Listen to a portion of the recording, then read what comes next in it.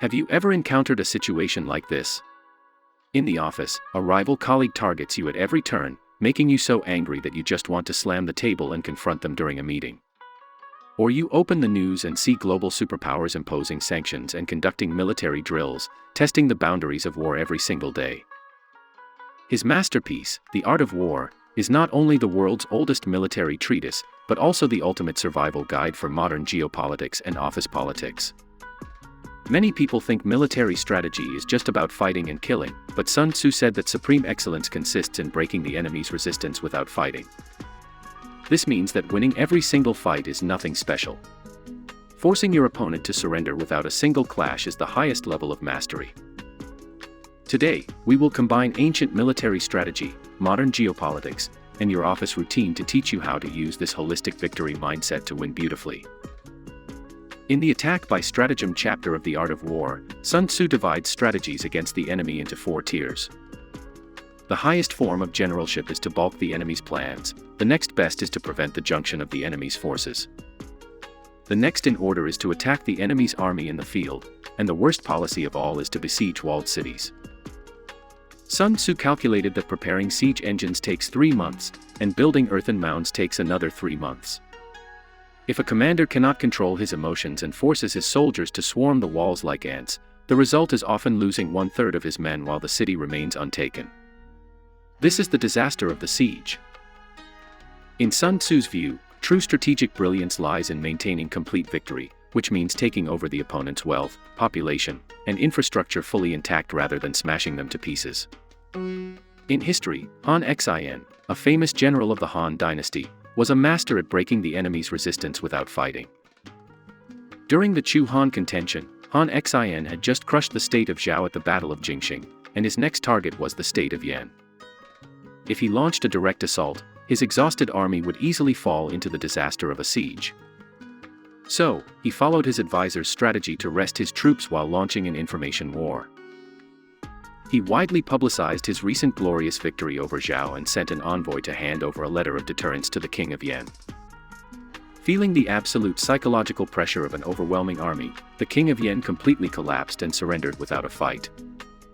This was a perfect execution of winning without firing a shot. In the 21st century, competition between great powers is no longer a simple choice between peace or war, but is instead filled with gray zones. Modern nations play a high-level tactical game called threshold deterrence. Superpowers do not easily fire the first shot. Instead, they use cyber-cognitive warfare, economic sanctions, diplomatic isolation, and high-profile military exercises to exert immense psychological and systemic pressure on rival states without crossing the red line of war. This bloodless warfare is the modern version of undermining plans and alliances. For instance, if a country wants to suppress an opponent without shedding blood, it requires vast comprehensive national power. This includes economic strength, diplomatic soft power, and military deterrence. By exporting cultural values and building international coalitions to isolate the opponent, they execute diplomatic strategy. Simultaneously, they use economic means to disrupt the opponent's strategic layout, exhausting their plans until the rival population loses the will to resist. Now that we understand global rivalries, what does this have to do with us working hard every day? It has everything to do with us. The office is just a miniature version of the international community. In the workplace, what constitutes a siege? It is confronting your boss head-on without full preparation, or openly tearing into a colleague during a meeting. This is just like forcing soldiers to climb a wall without siege engines. The result is usually a lose-lose situation, or you getting fired on the spot. This is the corporate version of a siege disaster.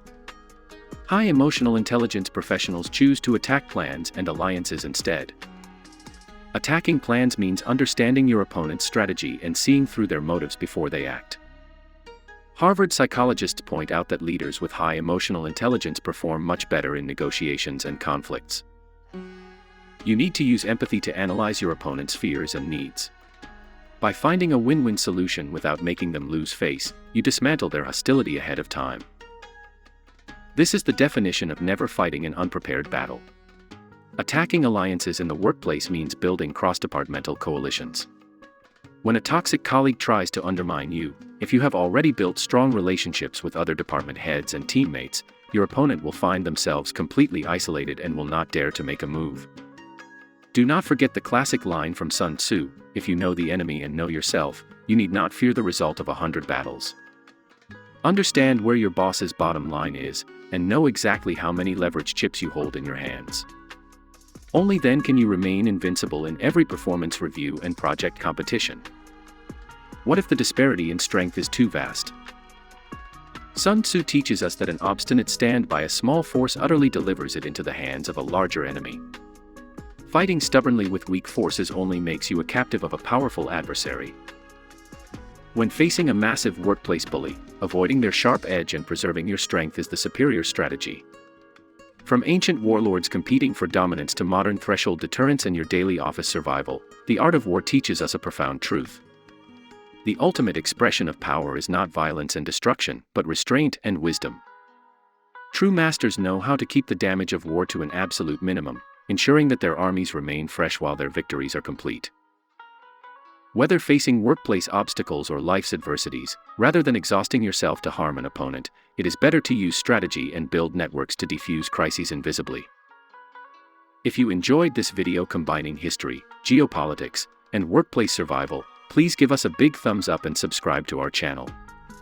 See you next time, bye-bye.